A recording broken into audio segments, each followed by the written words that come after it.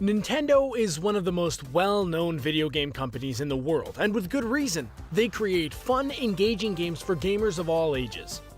With so much success, it's hard to believe that Nintendo has ever experienced any failures.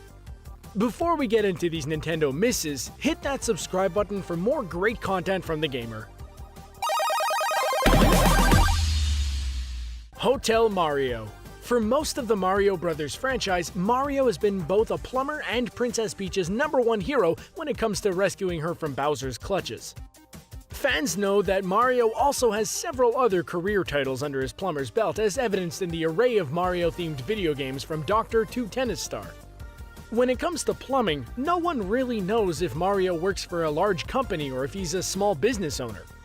Considering that he probably has to take a lot of time off in order to rescue Princess Peach, it would make sense that he owns his own plumbing business. On top of that, players can add hotel owner to his ever-growing list of careers. In Hotel Mario, players had to help Mario navigate through a series of puzzles in order to rescue Princess Toadstool. Unfortunately, players were less than thrilled with the thin premise, terrible controls, and full-motion cutscenes. In fact, Hotel Mario is not only said to be one of the worst Mario games ever made, but also one of the worst video games. While Nintendo did try to do something different by partnering with Philips to make the game, they failed miserably. SNES CD-ROM. In partnering with Philips, Nintendo had their eye on more than cornering the virtual hotel puzzle game market. 1988 brought about the CD-ROM, which of course Nintendo was very interested in utilizing for video game distribution. Originally, Nintendo had planned to release an SNES CD-ROM, and in doing so needed to create a partnership with another company that had the capability to develop the proper technology. Originally, Nintendo partnered with Sony with the intent of creating a console that utilized CD-ROMs. Unfortunately for Nintendo, Sony was a bit more business savvy than they expected, and the contract between the two companies gave Sony the right to produce their own console with the same CD-ROM technology under their company name. Yep, that's correct. Nintendo essentially assisted in the creation of Sony's PlayStation. When Sony announced their console at the 1991 Consumer Electronics Show, Nintendo responded by publicly dumping Sony in favor of Philips in order to create a CD-ROM console, which, of course, never came to fruition. While Sony was understandably humiliated by Nintendo cutting ties with them, their shame did not last long, and in doing so, Nintendo only unleashed a powerful nemesis. Hey guys, we're very excited to announce the Premium Network. The Premium gets you early access to videos from The Richest, Screen Rant, The Taco, The Sportster, The Things, and many other great channels. Literally thousands of videos in one place with ad-free browsing. Check out the Premium by clicking this link. Sign up for free and start binge-watching videos from your favorite channels. Mario is missing. When any tried-and-true gamer thinks of Nintendo, they inevitably equate the company with family-friendly games, and rightly so. Nintendo has a knack for creating games that are entertaining for all ages, along with consoles that are easy enough to use for gamers of any age. With that in mind, it makes sense for Nintendo to pursue the younger generations in the form of educational games. In the early 90s, Nintendo released the Mario Discovery series for PC, Mac, SNES, and NES. One such title in the series was Mario is Missing, a game in which Mario was not the lead character for once. Instead, Mario was, well, missing. In fact, it was up to the players to find Mario, wherever he may have been, with the help of other characters from the Mushroom Kingdom. What could children possibly learn while finding Mario? Well, it turns out that Mario is Missing was teaching children geography, so at best it was really just a ripoff of Where in the World is Carmen Sandiego. Although the concept was popular at the time, children were less than impressed with the title upon playing it. Most players felt cheated by the fact that it was not a real Mario game. Virtual Boy. Virtual reality may seem like a relatively new concept, but companies have been attempting to bring this type of technology to gaming for quite some time with little success. From boring or glitchy games to uncomfortable tech, virtual reality has been on the forefront of developers' minds since before the 1970s. During the success of the SNES and prior to the release of the Nintendo 64, Nintendo intended to keep gamers' attention on their company and keep them from jumping ship to the newly accessible Sony PlayStation for, well, obvious reasons. Their answer to virtual reality was the Virtual Boy. Similar to current headsets, Nintendo was definitely ahead of the times when it came to virtual reality and gaming. Unfortunately, the Virtual Boy was released in June of 1995 and discontinued soon after. With such an innovative concept available to consumers, what went wrong? Well, first, the headset was nothing more than a glorified Viewmaster with an odd kickstand. It also came with a controller not unlike the old PlayStation controllers.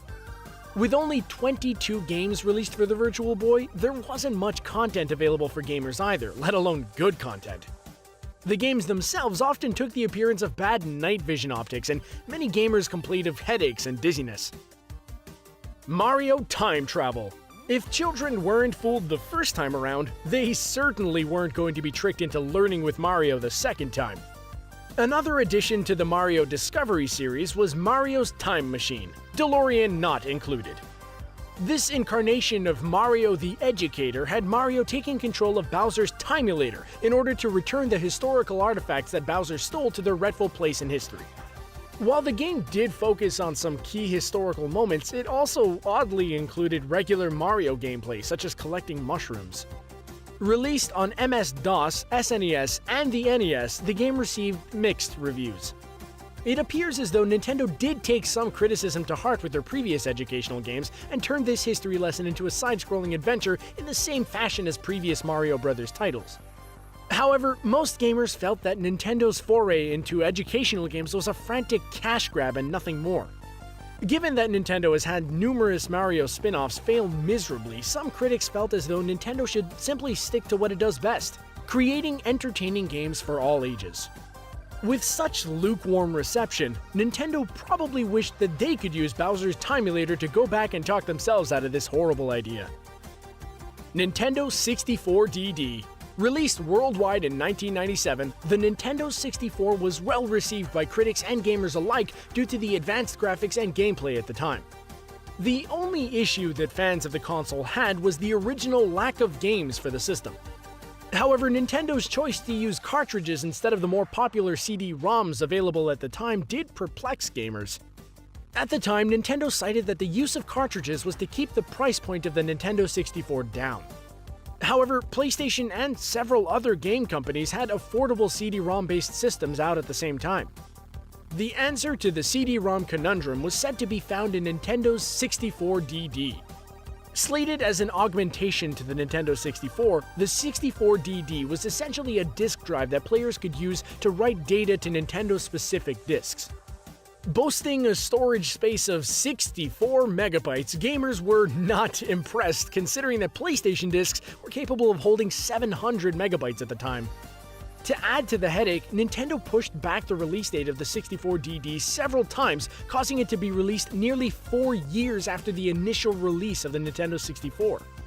Nintendo even went as far as announcing a 64DD exclusive Zelda game, which eventually became the non-exclusive Ocarina of Time. Mario's Game Gallery. As fans of Nintendo know, Mario has branched out from simply saving Princess Peach.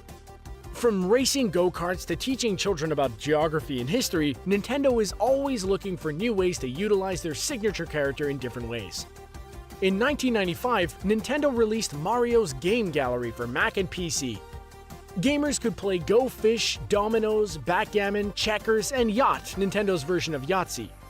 Some game critics stated that Game Gallery was an easy, fun set of games for the whole family to enjoy. In truth, it was a decent game, but with all the games available for desktop computers at the time, was a similar game featuring Mario what players really wanted or needed? Several critics pointed out that another Mario game that didn't follow the series' storyline felt like another product placement cash grab for Nintendo.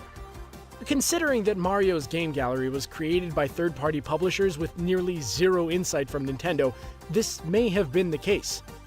Nevertheless, Mario's Game Gallery is an important piece of Nintendo's history, given that it introduced Charles Martinet as the voice of Mario for the first time.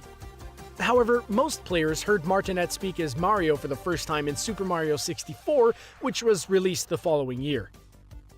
Robotic Friend. When it comes to accessories, Nintendo has attempted nearly everything imaginable in order to push their console to the top. Some accessories definitely have their place in the video game industry, but other accessories fall short of expectations, which can leave gamers perplexed at why a company would release such horrible products. One such accessory from Nintendo was the release of Rob, or the Robotic Operating Buddy, in 1985 alongside the NES. Commercials for Rob boasted a wide array of games that the robot could assist players with, when, in reality, Rob was only ever officially compatible with two titles: Gyromite and Stack Up. Seeing as how most gamers have never even heard of those two titles, the games were less than stellar when it came to gameplay and entertainment value. Due to the 1983 game crash, retailers were already fed up with gaming companies, and Nintendo intended to use Rob to differentiate themselves from other gaming companies. While Rob failed as a standalone accessory for the NES, GameSpy called Rob one of the smartest moves in gaming history. Perhaps Rob is partially to thank for the current video game industry. Power Glove. Whether it's attempting to rake in as much cash as possible or a genuine interest in pushing the boundaries of what a video game is expected to be, Nintendo is always one of the first companies to innovate the way gamers interact with their consoles and games. In 1989, Nintendo hyped up one of the most innovative video game accessories ever. However, Nintendo didn't really have any say on the design and release of the product, even though it was officially licensed by Nintendo. The Power Glove was set to be a game changer when it came to console gameplay. Based on patented Data Glove technology, the Power Glove suffered from being downgraded in order to make it more affordable for the public. While the initial Data Glove functioned as planned, the Power Glove was often clunky and not as refined as the prototype Data Glove. Only 2 games were released for use with the Power Glove, which was discontinued in 1990, but that did not stop the Power Glove from becoming a pop culture icon. From the Nintendo-produced movie The Wizard to an appearance in the 6th Nightmare on Elm Street film, Freddy's Dead: The Final Nightmare, everyone loves the Power Glove. It's so bad.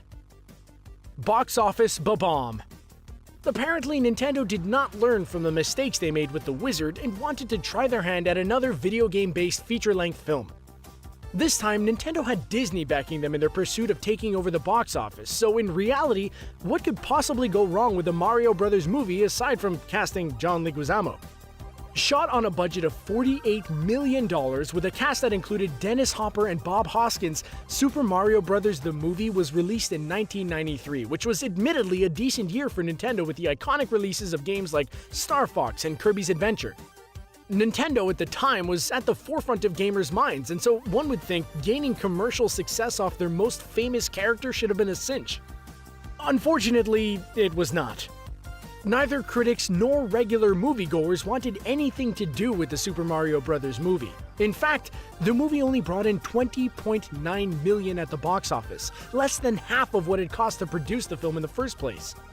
Critics called the film nothing more than a novelty, and it was called one of the worst movies in 1993, which says a lot considering that 1993 was rife with subpar sequels, including Weekend at Bernie's 2.